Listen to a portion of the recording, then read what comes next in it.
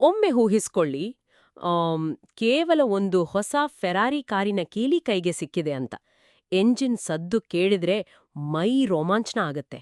ಓಹೋ, ಖಂಡಿತ. ಅದನ್ನ ಓಡಿಸೋ ಉತ್ಸಾಹ ಯಾರಿಗಿರಲ್ಲ ಹೇಳಿ. ಹೌದು, ಆದ್ರೆ ಇಲ್ಲೊಂದು ಸಣ್ಣ ಸಮಸ್ಯೆ ಇದೆ. ಆ ಕಾರಿನ ಸ್ಟೀರಿಂಗ್ ವೀಲ್ ಯಾವಾಗ ಬೇಕಾದ್ರೂ ಲಾಕ್ ಆಗಬಹುದು. ಬ್ರೇಕ್ ಯಾವಾಗ ಕೆಲಸ ಮಾಡುತ್ತೆ, ಯಾವಾಗ ಕೈಕೊಡುತ್ತೆ ಅಂತ ಯಾರಿಗೂ ಗೊತ್ತಿಲ್ಲ.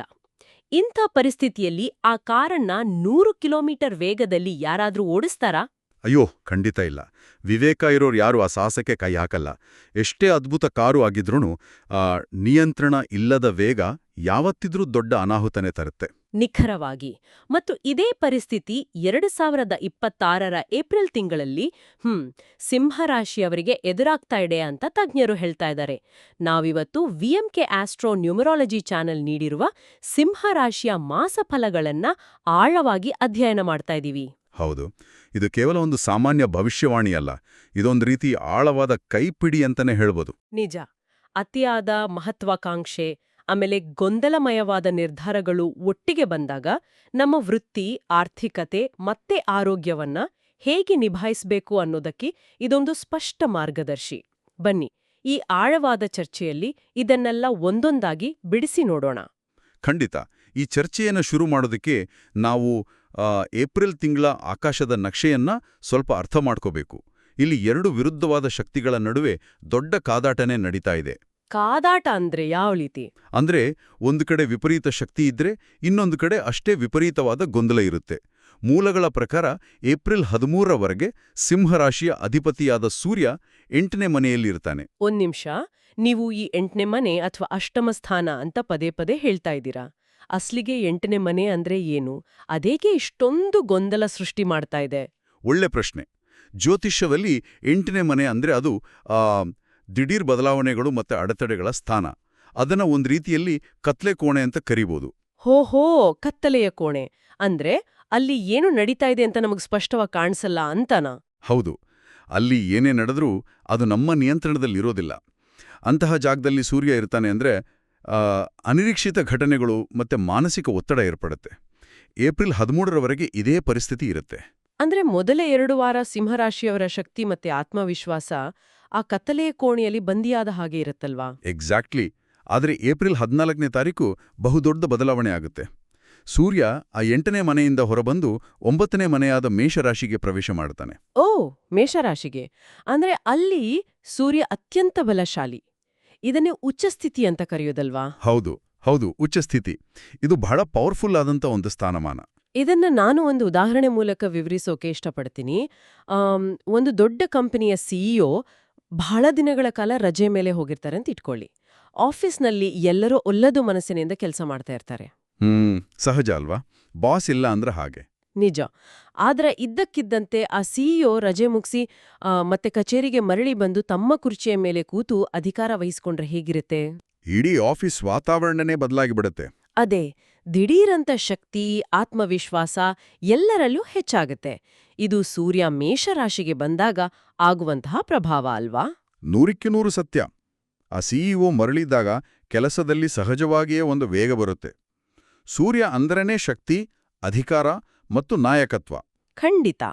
ಇದರಿಂದ ಏಪ್ರಿಲ್ ಮಧ್ಯಭಾಗದ ನಂತರ ಸಮಾಜದಲ್ಲಿ, ಕಚೇರಿಯಲ್ಲಿ ಗೌರವ ಮತ್ತು ಪ್ರತಿಷ್ಠೆ ಹೆಚ್ಚಾಗತ್ತೆ. ಹೌದು, ಅವರ ಮಾತಿಗೆ ತೂಕ ಬರುತ್ತೆ. ಆದರೆ ಇಲ್ಲಿ ನಾವು ಒಂದು ವಿಚಾರ ನೆನ್ಪಿಟ್ಕೋಬೇಕು.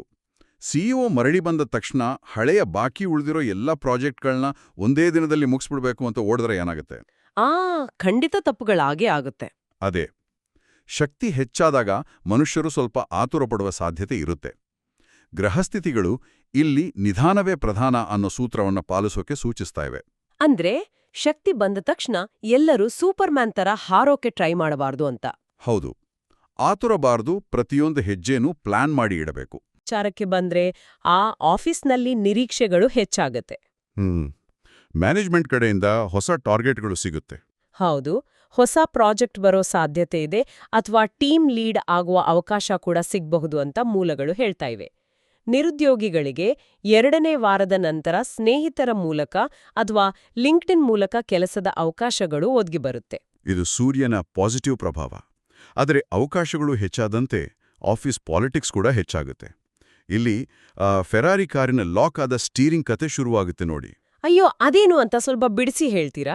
ಏಪ್ರಿಲ್ 11ರ ನಂತರ ಬುಧ ಗ್ರಹ ಅದೇ ಕತ್ತಲೆ ಕೋಣೆಯಲ್ಲಿ ಅಂದ್ರೆ 8ನೇ ಮನೆಯಲ್ಲಿ ನೀಚ ಸ್ಥಿತಿ ತಲುಪ್ತಾನೆ. ಬುಧ ಅಂದ್ರೇನೆ ಬುದ್ಧಿ, ಸಂವಹನ, ತರ್ಕ ಮತ್ತೆ ಲಾಜಿಕ್. ಓಹೋ, ಅಂದ್ರೆ ಬುಧನೇ ಆ ಕತ್ತಲೆ ಕೋಣೆಯಲ್ಲಿ ದುರ್ಬಲನಾಗ್ತಾ ಇದ್ದಾನೆ. ಇದು ನಮ್ಮ ದೈನಂದಿನ ಕಚೇರಿ ಕೆಲಸದ ಮೇಲೆ ಹೇಗೆ ಪರಿಣಾಮ ಬೀರುತ್ತೆ? ಕಮ್ಯುನಿಕೇಷನ್ ಗ್ಯಾಪ್ ಅಂದ್ರೆ ಬರೀ ಮಾತು ತಪ್ಪೋದು ಮಾತ್ರನಾ? ಇಲ್ಲ, ಅದು ಅದಕ್ಕಿಂತ ಆಳವಾದದ್ದು. ಬುಧ ದುರ್ಬಲನಾದಾಗ ಸಣ್ಣ ಕಮ್ಯುನಿಕೇಷನ್ ಗ್ಯಾಪ್ ಕೂಡ ದೊಡ್ಡ ಅನಾಹುತ ಸೃಷ್ಟಿ ಮಾಡಬಹುದು. ಉದಾಹರಣೆಗೆ, ನಾವೇನೋ ನಮ್ಮ ಬಾಸ್ಗೆ ಅಥವಾ ಕ್ಲೈಂಟ್ಗೆ ಒಂದು ಇಮೇಲ್ ಕಳಿಸ್ತೀವಿ ಅಂತ ಇಟ್ಕೊಳ್ಳಿ. ಪಾಸಿಟಿವ್ ಆಗಿನೇ ಕಳಿಸಿರ್ತೀವಿ. ಹೌದು, ಬಹಳ ಉತ್ಸಾಹದಿಂದ ಒಂದು ಪ್ರಪೋಸಲ್ ಕಳಿಸಿರ್ತೀವಿ. ಆದರೆ ಅದರಲ್ಲಿ ಬಳಸಿದ ಒಂದೆರವು ಪದಗಳು ಅವರಿಗೆ ಬೇರೆ ರೀತಿಯಲ್ಲಿ ಅರ್ಥ ಆಗ್ಬೋದು. ಹೋ, ಅವರ ಈಗೋಗೆ ಹರ್ಟ್ ಆಗ್ಬೋದು. ಖಂಡಿತ. ಆ ಸಣ್ಣ ಇಮೇಲ್ ಒಂದು ದೊಡ್ಡ HR ಬಿಕ್ಕಟ್ಟಾಗಿ ಬದಲಾಗಿ ಬಿಡಬಹುದು.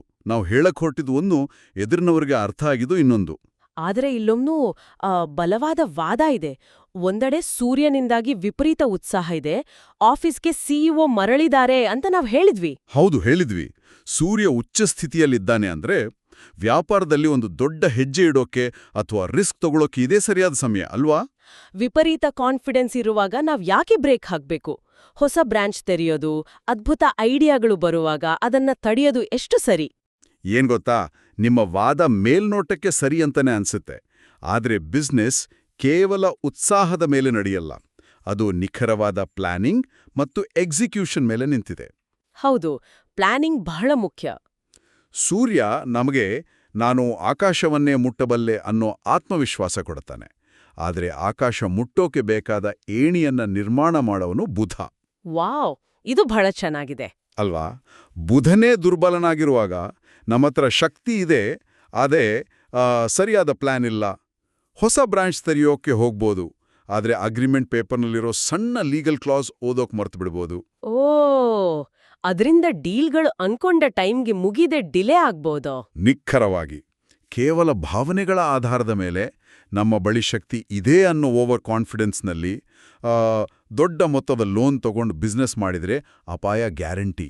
ಅಂದ್ರೆ ದೊಡ್ಡ ರಿಸ್ಕ್ ತಗೊಳ್ದೆ ಹಳೆಯ ಹೂಡಿಕೆಗಳನ್ನೇ ನೋಡ್ಕೊಳ್ಳೋದು ಈ ಸಮಯದಲ್ಲಿ ಜಾಣತನ. ಆರ್ಥಿಕತೆಯ ವಿಚಾರದಲ್ಲೂ ಈ ಹಗ್ಗಜಗ್ಗಾಟ ಬಹಳ ಸ್ಪಷ್ಟವಾಗಿ ಕಾಣಿಸ್ತಾ ಇದೆ. ಹೌದು, ಆದಾಯ ಸ್ಥಿರವಾಗಿರುತ್ತೆ ಅಂತ ಮೂಲಗಳು ಹೇಳ್ತಾ ಇವೆ. ಗೌರ್ಮೆಂಟ್ ಮತ್ತೆ ಸೇವಾ ವಲಯದಲ್ಲಿರೋರಿಗೆ ಅನಿರೀಕ್ಷಿತ ಲಾಭ ಕೂಡ ಆಗಬಹುದು. ಆದ್ರೆ ಖರ್ಚಿನ ವಿಚಾರದಲ್ಲಿ ಬಹಳ ಜಾಗರೂಕತೆ ಬೇಕು. ಖಂಡಿತ ಬೇಕು. ಮನೆ ನಿರ್ವಹಣೆ, ಮಕ್ಕಳ ಶಿಕ್ಷಣ, ಇದರ ಜೊತೆಗೆ ಮುಖ್ಯವಾಗಿ ಸ್ಟೇಟಸ್ ಮೇಂಟೈನ್ ಮಾಡಕ್ಕೆ ಖರ್ಚು ಹೆಚ್ಚಾಗುತ್ತೆ. ಸ್ಟೇಟಸ್ ಮೇಂಟೈನ್ ಮಾಡೋದು ಅಂದ್ರೆ ಇದೇ ಆ ಸೂರ್ಯ ತಂದುಕೊಟ್ಟಿರೋ ಹೊಸ ಪ್ರತಿಷ್ಠೆನ ಉಳಿಸ್ಕೊಳಕ್ಕೆ ಮಾಡೋ ಖರ್ಚಲ್ವಾ? ಹೌದು.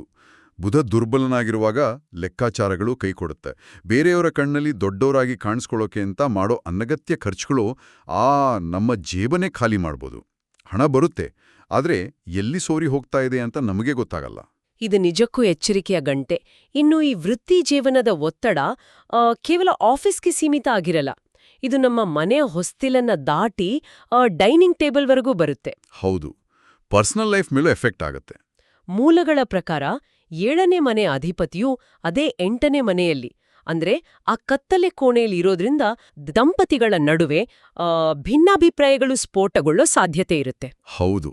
ಈ ತಿಂಗಳು ಕೌಟುಂಬಿಕ ಜೀವನ ಒಂಥರ ಒಲೆ ಮೇಲಿರೋ ಪ್ರೆಷರ್ ಕುಕ್ಕರ್ ತರ ಇರುತ್ತೆ. ಒಳಗೆ ವಿಪರೀತ ಒತ್ತಡ ಇರುತ್ತೆ. ಆ ಪ್ರೆಷರ್ ಕುಕ್ಕರ್ನ ಡೇಂಜರಸ್ ಅಂಶ ಏನಂದ್ರೆ 8ನೇ ಮನೆಯ ಪ್ರಭಾವದಿಂದಾಗಿ ಆ ಕುಕ್ಕರ್ನ ಸಿಟಿ ಅಥವಾ ವಿಸಿಲ್ ಬ್ಲಾಕ್ ಆಗಿರುತ್ತೆ. ಓಹೋ, ವಿಸಿಲ್ ಬ್ಲಾಕ್ ಆಗಿರುತ್ತೆ. ಅಂದ್ರೆ ನಮ್ಮ ಅಸಮಾಧಾನವನ್ನ ನಾವು ಸ್ಪಷ್ಟವಾಗಿ ಹೊರ ಹಾಕ್ತಾ ಇಲ್ಲ. ಹೌದು. ಒಮ್ಮೆ ಹೂಸ್ಕೊಳ್ಳಿ, ಆಫೀಸ್ನ ಪಾಲಿಟಿಕ್ಸ್, ಡಿಲೇ ಆದ ಡೀಲ್ಗಳು, ಇದೆಲ್ಲದರ ಒತ್ತಡ ತಗೊಂಡು ಸಂಜೆ ಮನೆಗ್ ಬರ್ತೀವಿ. ಬಹಳ ಸುಸ್ತಾಗಿರ್ತೀವಿ. ಸಂಗಾತಿ ಊಟದ ಬಗ್ಗೆನೋ ಮಕ್ಕಳ ಶಾಲೆ ಬಗ್ಗೆನೋ ಒಂದು ಸಣ್ಣ ಸಾಮಾನ್ಯ ಪ್ರಶ್ನೆ ಕೇಳ್ತಾರೆ. ಆ ಕ್ಷಣದಲ್ಲಿ ನಮ್ಮೊಳಗಿನ ಒತ್ತಡ ಒಮ್ಮೆಲೆ ಸ್ಫೋಟ ಆಗ್ಬಿಡುತ್ತೆ. ಅಯ್ಯೋ, ಒಂದು 10 ಸೆಕೆಂಡ್ನಲ್ಲಿ ಮುಗ್ದು ಹೋಗ್ಬೇಕಾದದ್ ಮಾತುಕತೆ 2 ದಿನಗಳ ಕಾಲ ಪರಸ್ಪರ ಮಾತನಾಡದ ಮಟ್ಟಿಗೆ ಒಂದು ದೊಡ್ಡ ಸೈಲೆಂಟ್ ಟ್ರೀಟ್ಮೆಂಟ್ ಆಗಿ ಬದಲಾಗ್ಬಿಡುತ್ತಲ್ವಾ? ಅದೇ ಆ ಪ್ರೆಷರ್ ಕುಕ್ಕರ್ನ ಸ್ಫೋಟ ಅಂದ್ರೆ. ಇಂಥ ಟೈಮ್ನಲ್ಲಿ ನಮ್ಮ ಈಗೋ ದೊಡ್ಡ ವಿಲನ್ ಆಗ್ಬಿಡುತ್ತೆ. ನಾನೇಕೆ ಮೊದಲು ಸಾರಿ ಕೇಳಬೇಕು ಅಂತ ಅನ್ಸುತ್ತೆ. ನಿಜ. ಆದ್ರೆ ಇಲ್ಲಿ ಮೌನ ವಹಿಸಿ ಪರಿಸ್ಥಿತಿ ಸ್ವಲ್ಪ ತಣ್ಣಗಾದ ಮೇಲೆ ಮಾತನಾಡೋದು ಬಹಳ ಮುಖ್ಯ ಅಂತ ಮೂಲಗಳು ಹೇಳ್ತಾ ಇವೆ. ಖಂಡಿತ. ಯಾವುದೇ ಈಗೋ ಇಲ್ಲದೆ ಅಡ್ಜಸ್ಟ್ ಮಾಡ್ಕೊಂಡ್ರೆ ಮುಂದೆ ಎದುರಾಗಬಹುದಾದ ಮಾನಸಿಕ ಬಿಕ್ಕಟ್ಟನ್ನ ತಪ್ಪಿಸಬಹುದು. ಮತ್ತೆ ಮನೆಯಲ್ಲಿ ನಡೆಯುವ ಚಿಕ್ಕ ಗೆಟ್ ಟುಗೆದರ್ ಅಥವಾ ಶುಭ ಕಾರ್ಯಗಳು ಈ ಬಿಗುವಿನ ವಾತಾವರಣವನ್ನ ಸರಿಪಡಿಸೋಕೆ ಸಹಾಯ ಮಾಡುತ್ತೆ. ಹೌದು, ವಾತಾವರಣ ಸ್ವಲ್ಪ ರಿಲ್ಯಾಕ್ಸ್ ಆಗುತ್ತೆ. ಇದೆಲ್ಲದರ ನಡುವೆ ಮಹಿಳೆಯರು ಎದುರಿಸುವ ಸವಾಲುಗಳ ಬಗ್ಗೆ ಕೂಡ ಮೂಲಗಳು ವಿಶೇಷವಾಗಿ ಹೇಳಿವೆ. ಮನೆ, ಹೊರಗಿನ ಆಫೀಸ್ ಕೆಲಸ, ಮಕ್ಕಳ ಓದು, ಆಮೇಲೆ ಸ್ವಂತ ಆರೋಗ್ಯ ಎಲ್ಲವನ್ನೂ ಒಟ್ಟಿಗೆ ನಿಭಾಯಿಸುವ ಸವಾಲು ಬಹಳ ಕಷ್ಟದ ಕೆಲಸ ಅದು. ಅದರಲ್ಲೂ ಮುಖ್ಯವಾಗಿ ನಾನ್ ಎಷ್ಟೇ ಕಷ್ಟಪಟ್ರೂ ನನ್ನ ಮಾತು ಯಾರಿಗೂ ಅರ್ಥ ಆಗ್ತಾ ಇಲ್ಲ, ನನ್ನ ಭಾವನೆಗಳಿಗೆ ಬೆಲೆ ಇಲ್ಲ ಅನ್ನೋ ಮೂಡ್ ಸ್ವಿಂಗ್ಸ್ ಕಾಡ್ಬೋದು ಅಂತ ಹೇಳಲಾಗಿದೆ. ಇದು 8ನೇ ಮನೆಯಲ್ಲಿರೋ ಆ ದುರ್ಬಲ ಬುಧನ ನೇರ ಪರಿಣಾಮ. ತಮ್ಮನ್ನ ತಾವು ಸರಿಯಾಗಿ ಎಕ್ಸ್ಪ್ರೆಸ್ ಮಾಡ್ಕೊಳ್ಳೋಕೆ ಆಗದಿದ್ದಾಗ ಉಂಟಾಗುವ ಆಂತರಿಕ ತಳಮಳ ಇದು. ಇದು ಕೇವಲ ಗ್ರಹಗಳ ಪ್ರಭಾವ ಅಲ್ಲ, ವಿಪರೀತ ಜವಾಬ್ದಾರಿಗಳಿಂದ ಬರೋ ಮಾನಸಿಕ ಆಯಾಸ ಕೂಡ ಹೌದು. ಹೌದು, ಫ್ಯಾಮಿಲಿ ಮೆಂಬರ್ಸ್ ಈ ಸಮಯದಲ್ಲಿ ಸ್ವಲ್ಪ ಜಾಸ್ತಿ ಸಪೋರ್ಟ್ ಮಾಡಬೇಕು ಅಲ್ವಾ? ಖಂಡಿತ. ಅವರು ಬೆಂಬಲವಾಗಿ ನಿಲ್ಲೋದು ಬಹಳ ಮುಖ್ಯ. ಇನ್ನು ಇದೇ ಮಹತ್ವಾಕಾಂಕ್ಷೆ ಮತ್ತು ಗೊಂದಲದ ಸಂಘರ್ಷ ವಿದ್ಯಾರ್ಥಿಗಳ ಜೀವನದಲ್ಲೂ ಕಾಣಿಸ್ತಾ ಇದೆ. ಏಪ್ರಿಲ್ 20ರ ನಂತರ ಶುಕ್ರ ತನ್ನ ಸ್ವಕ್ಷೇತ್ರವಾದ 10ನೇ ಮನೆಗೆ ಅಂದ್ರೆ ವೃಷಭ ರಾಶಿಗೆ ಪ್ರವೇಶ ಮಾಡ್ತಾನೆ. ಇದು ಬಹಳ ಒಳ್ಳೆ ಬೆಳವಣಿಗೆ. ಹೌದು, ಸ್ಪರ್ಧಾತ್ಮಕ ಪರೀಕ್ಷೆ ಬರೆಯೋರ್ಗೆ, ಆಮೇಲೆ ಸರ್ಕಾರಿ ಕೆಲ್ಸಕ್ಕೆ ಟ್ರೈ ಮಾಡ್ತಾ ಇರೋರ್ಗೆ ಇದು ಬಹುದೊಡ್ಡ ಪಾಸಿಟಿವ್ ಎನರ್ಜಿ ಕೊಡುತ್ತೆ. ಇಂಟರ್ವ್ಯೂ ಕಾಲ್ಸ್ ಬರೋ ಸಾಧ್ಯತೆ ಇದೆ. ಶುಕ್ರ 10ನೇ ಮನೆಗೆ ಬರೋದು ವೃತ್ತಿಪರ ವಿದ್ಯಾರ್ಥಿಗಳಿಗೆ ಅತ್ಯುತ್ತಮ ಬೆಳವಣಿಗೆನೆ. ಅವರ ಏಕಾಗ್ರತೆ ಖಂಡಿತ ಹೆಚ್ಚಾಗತ್ತೆ. ಆದರೆ ಇಲ್ಲಿ ಆ ಬುಧನ ಗೊಂದಲ ಇದ್ದೇ ಇರುತ್ತೆ ಅನ್ನೋದನ್ನ ಮರಿಬಾರ್ದು. ಅಂದ್ರೆ ಬರೀ ಅದೃಷ್ಟನ ನಂಬಿ ಕೂರೋ ಹಾಗಿಲ್ಲ. ಖಂಡಿತ ಇಲ್ಲ.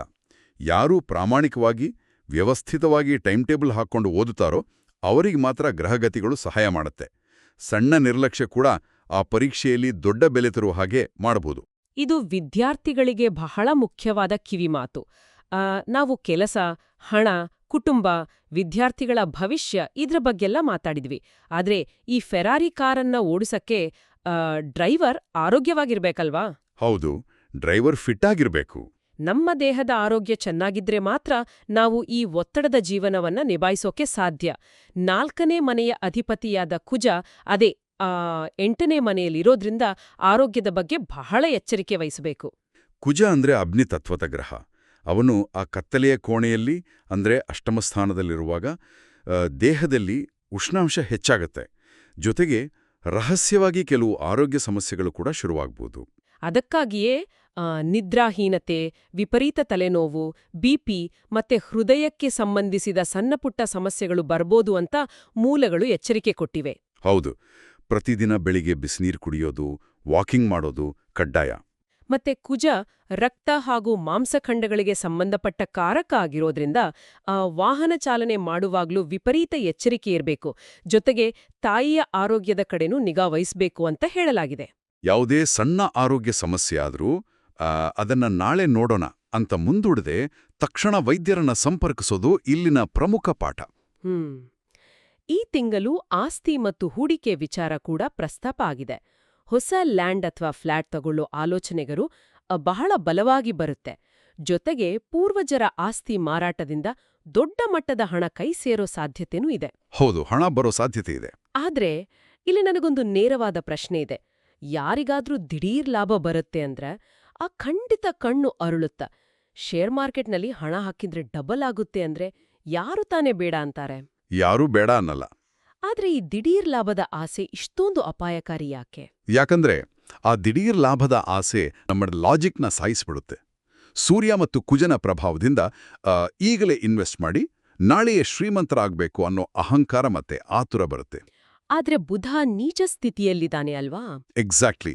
ಇದರ ಅರ್ಥ ಡಾಕ್ಯುಮೆಂಟ್ ಚೆಕ್ ಮಾಡದೆ, ಲೀಗಲ್ ಅಡ್ವೈಸ್ ಇಲ್ಲದೆ ಹೂಡಿಕೆ ಮಾಡಿದ್ರೆ ಮೋಸ ಹೋಗೋದು ಗ್ಯಾರಂಟಿ. ಆಸ್ತಿ ಪತ್ರಗಳಲ್ಲಿ ನಕಲಿ ಸಹಿ ಇರಬಹುದು. ಅಥವಾ ಶೇರ್ ಮಾರ್ಕೆಟ್ನಲ್ಲಿ ಯಾವನೋ ಫ್ರೆಂಡ್ ಹೇಳಿದ ಅಂತ ಕಣ್ಣು ಮುಚ್ಚಿ ಹಣ ಹಾಕಿದ್ರೆ ದೊಡ್ಡ ಗುಂಡೆಗೆ ಬಿದ್ದ ಹಾಗೆ. ಹೌದು, ತಜ್ಞರ ಮಾರ್ಗದರ್ಶನ ಇಲ್ಲದೆ ಒಂದೇ ಒಂದು ರೂಪಾಯಿ ಕೂಡ ಇನ್ವೆಸ್ಟ್ ಮಾಡಬಾರದು. ಈ ಎಲ್ಲ ಏರಿಳಿತಗಳನ್ನ, ಮಾನಸಿಕ ಗೊಂದಲಗಳನ್ನ ನಿಭಾಯಿಸೋಕೆ ಮೂಲಗಳು ಕೆಲವು ದೈನಂದಿನ ಪರಿಹಾರಗಳನ್ನು ಕೂಡ ಸೂಚಿಸಿವೆ. ಹೌದು, ಪರಿಹಾರಗಳು ಬಹಳ ಮುಖ್ಯ. ಭಾನುವಾರ ಸೂರ್ಯನಿಗೆ ಅರ್ಘ್ಯ ನೀಡೋದು ಅಂದ್ರೆ ಅರಶಿಣ, ಕುಂಕುಮ, ಸುಗಂಧ ದ್ರವ್ಯ ಬೆರೆಸಿದ ನೀರನ್ನ ಅರ್ಪಿಸೋದು. ಶನಿವಾರ ಬಡವರಿಗೆ ಅಥವಾ ವಿಕಲಚೇತನರಿಗೆ ಪಾದರಕ್ಷೆ ಅಥವಾ ಹಳೆ ಬಟ್ಟೆ ದಾನ ಮಾಡೋದು. ಮತ್ತೆ ಪ್ರತಿದಿನ ಕನಿಷ್ಠ 15 ನಿಮಿಷ ಗಾಯತ್ರಿ ಮಂತ್ರ ಪಠಿಸೋದು. ಆದ್ರೆ ನನ್ಗೆ ಅರ್ಥ ಆಗೋದು ವಿಚಾರ ಏನಂದ್ರೆ ಕಾಲಿಗೆ ಹಾಕೋ ಪಾದರಕ್ಷೆ ದಾನ ಮಾಡೋದಕ್ಕೂ ನಮ್ಮ ಆಫೀಸ್ ಟೆನ್ಷನ್ ಸರಿ ಹೋಗೋದಕ್ಕೂ ಏನ್ ಸಂಬಂಧ? ಸೂರ್ಯನಿಗೆ ನೀರ್ ಹಾಕಿದ್ರೆ ಬ್ಯಾಂಕ್ ಬ್ಯಾಲೆನ್ಸ್ ಸರಿ ಹೋಗುತ್ತಾ? ನೋಡಿ, ಇದು ಮೇಲ್ನೋಟಕ್ಕೆ ಕೇವಲ ಧಾರ್ಮಿಕ ಆಚರಣೆ ತರ ಕಾಣುತ್ತೆ. ಆದರೆ ಇದರ ಹಿಂದಿರೋ ಮನೋವಿಜ್ಞಾನ ನಾವು ಆಳವಾಗಿ ವಿಶ್ಲೇಷಣೆ ಮಾಡಬೇಕು. ಇದರ ಹಿಂದೆ ಸೈಕಾಲಜಿ ಇದೆಯಾ? ಖಂಡಿತ. ಕುಜ ಮತ್ತೆ ಸೂರ್ಯನಿಂದಾಗಿ ನಮ್ಮೊಳಗೆ ವಿಪರೀತ ಅಗ್ನಿ ಮತ್ತೆ ಈಗೋ ಹುಟ್ಟಿದೆ ಅಂತ ಹೇಳಿದ್ವಿ ಅಲ್ವಾ? ಪಾದರಕ್ಷೆಗಳು ನಮ್ಮನ್ನ ಭೂಮಿಗೆ ಕನೆಕ್ಟ್ ಮಾಡ್ತವೆ, ಅಂದ್ರೆ ನಮ್ಮನ್ನ ಗ್ರೌಂಡಿಂಗ್ ಮಾಡ್ತವೆ. ಗ್ರೌಂಡಿಂಗ್. ಯಾರಿಗೆ ಮೂಲಭೂತ ಅವಶ್ಯಕತೆಗಳಿಲ್ವೋ ಅವ್ರಿಗೆ ಪಾದರಕ್ಷೆ ಕೊಡೋದು ಅಥವಾ ಸಹಾಯ ಮಾಡೋದು ನಮ್ಮೊಳಗಿರೋ ನಾನ್ ದೊಡ್ಡೋನು ಅನ್ನೋ ಅಹಂಕಾರವನ್ನ ಕರಗಿಸುತ್ತೆ. ಇದು ನಮ್ಮನ್ನ ವಾಸ್ತವ ಕೇಳು ತರುತ್ತೆ. ಅಂದ್ರೆ ಅದು ನಮ್ಮ ಈಗೋನ ಬ್ಯಾಲೆನ್ಸ್ ಮಾಡೋ ಒಂದು ಪ್ರಾಕ್ಟಿಕಲ್ ಥೆರಪಿ ಇದ್ದ ಹಾಗೆ. ಇನ್ನು ಈ ಸೂರ್ಯನಿಗೆ ನೀರು ಅರ್ಪಿಸೋ ವಿಚಾರ. ಸೂರ್ಯನಿಗೆ ನೀರು ಅರ್ಪಿಸೋದು ಅಂದ್ರೆ ಮುಂಜಾನೆ ಬೇಗ ಎದ್ದು ದಿನವನ್ನ ಒಂದು ಶಿಸ್ತಿನಿಂದ ಶುರು ಮಾಡೋದು. ಸೂರ್ಯ ನಾಯಕತ್ವದ ಸಂಕೇತ. ಅವನಿಗೆ ತಲೆಬಾಗಿ ನೀರರ್ಪಿಸೋದು ನಮ್ಮ ಮಾನಸಿಕ ಅಹಂಕಾರದ ನಿರ್ವಹಣೆ. ನನಗಿಂತ ದೊಡ್ಡ ಶಕ್ತಿ ಪ್ರಕೃತಿಯಲ್ಲಿದೆ ಅಂತ ಒಪ್ಕೊಳ್ಳೋದಲ್ವಾ? ಹೌದು. ಇನ್ನು ಆ 15 ನಿಮಿಷದ ಗಾಯತ್ರಿ ಮಂತ್ರ ಅಥವಾ ಧ್ಯಾನದ ವಿಚಾರ. ಪ್ರತಿದಿನ 15 ನಿಮಿಷ ಕಣ್ಣು ಮುಚ್ಚಿ ಉಸಿರಾಟದ ಮೇಲೆ ಗಮನ ಇಟ್ರೆ ನಮ್ಮ ಮೆದುಳಿನ ನರಗಳು ಶಾಂತವಾಗುತ್ತೆ ಅಂತ ವಿಜ್ಞಾನನೇ ಹೇಳುತ್ತೆ. ಖಂಡಿತ. ಆಫೀಸ್, ಫ್ಯಾಮಿಲಿ, ಟಾರ್ಗೆಟ್, ಆರ್ಥಿಕತೆಯ ಗೊಂದಲ ಅನ್ನೋ ಓಟದ ನಡುವೆ ಈ 15 ನಿಮಿಷದ ಮೈಂಡ್ಫುಲ್ನೆಸ್ ಟೈಮ್ ನಮ್ಮ ನೆಗೆಟಿವ್ ಎನರ್ಜಿಯನ್ನ ಹೊರಹಾಕುತ್ತೆ, ಬುಧನ ಗೊಂದಲಗಳನ್ನ ನಿವಾರಣೆ ಮಾಡಿ ನಮ್ಮ ನಿರ್ಧಾರಗಳಲ್ಲಿ ಅದ್ಭುತ ಸ್ಪಷ್ಟತೆ ತಂದ್ಕೊಡುತ್ತೆ. ನಿಖರವಾಗಿ ಹೇಳಿದ್ರಿ. ಇದು ಕೇವಲ ಗ್ರಹದೋಷ ಕಳೆಯೋ ಪೂಜೆಯಲ್ಲ, ನಮ್ಮ ಮಾನಸಿಕ ಆರೋಗ್ಯನ ಕಾಪಾಡಿಕೊಳ್ಳೋ ಒಂದು ದೈನಂದಿನ ಕಸರತ್ತು. ಹಾಗಾದ್ರೆ ಈ ಇಡೀ ವಿಶ್ಲೇಷಣೆನ ಒಮ್ಮೆ ಕ್ರೋಢೀಕರಿಸೋದಾದ್ರೆ 2026 ಏಪ್ರಿಲ್ ತಿಂಗಳು ಸಿಂಹರಾಶಿಯವರಿಗೆ ವಿಪರೀತ ಜವಾಬ್ದಾರಿಗಳ ಜೊತೆಗೆ ಅದ್ಭುತ ಅವಕಾಶಗಳನ್ನ ತರುವ ಸಮಯ. ಹೌದು. ಸೂರ್ಯನ ಅದಮ್ಯ ಉತ್ಸಾಹವನ್ನ ಬುಧನ ಡಿಲೇ ಜೊತೆಗೆ ಬ್ಯಾಲೆನ್ಸ್ ಮಾಡ್ಕೋಬೇಕು. ಆಫೀಸ್ನಲ್ಲಿ ಕೋಪ ಮಾಡ್ಕೊಳ್ದೆ ಫ್ಯಾಮಿಲಿನಲ್ಲಿ ಆ ಪ್ರೆಷರ್ ಕುಕ್ಕರ್ ಆವಿಯನ್ನ ನಿಧಾನವಾಗಿ ಹೊರಬಿಡ್ತಾ ಆರೋಗ್ಯದ ಕಡೆ ನಿಗಾ ವಹಿಸಿದ್ರೆ ಈ ತಿಂಗಳು ಬಹಳ ಲಾಭದಾಯಕ.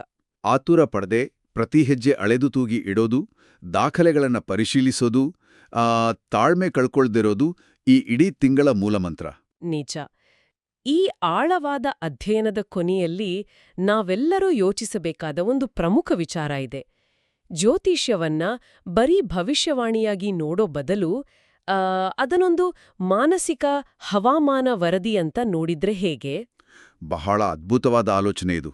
ಗ್ರಹಗಳ ಚಲನೆ ಮೇಲೆ ನಂಬಿಕೆ ಇರ್ಲಿ ಇಲ್ಲದಿರ್ಲಿ, ಸಮಸ್ಯೆ ಬಂದಾಗ ತಾಳ್ಮೆ ವಹಿಸೋದು, ಹೂಡಿಕೆ ಮುನ್ನ ಡಾಕ್ಯುಮೆಂಟ್ ಚೆಕ್ ಮಾಡೋದು, ಬಡವರಿಗೆ ಸಹಾಯ ಮಾಡೋದು, ಇದೆಲ್ಲ ಮನುಷ್ಯನ ದೈನಂದಿನ ಯಶಸ್ಸಿಗೆ ಬೇಕಾದ ಅತ್ಯುತ್ತಮ ಜೀವನ ಪಾಠಗಳು ಅಲ್ವಾ? ಖಂಡಿತ. 100ಕ್ಕೆ 100 ಸತ್ಯ. ಹೊರಗೆ ಎಷ್ಟೇ ದೊಡ್ಡ ಬಿರುಗಾಳಿ ಇರ್ಲಿ ಅಥವಾ ಸುಡುವ ಬಿಸಿಲಿರ್ಲಿ, ನಮ್ಮ ಮಾನಸಿಕ ವಾತಾವರಣವನ್ನ ಬ್ಯಾಲೆನ್ಸ್ ಮಾಡೋದು, ಆ ಸ್ಟೀರಿಂಗ್ ವೀಲ್ ಭದ್ರವಾಗಿ ಹಿಡಿಯೋದು ನಮ್ಮದೇ ಕೈಯಲ್ಲಿದೆ. ಇದರ ಬಗ್ಗೆ ಒಮ್ಮೆ ಆಳವಾಗಿ ಯೋಚಿಸಿ. ಮುಂದಿನ ಆಳವಾದ ಚರ್ಚೆಯಲ್ಲಿ ಮತ್ತೆ ಸಿಗೋಣ.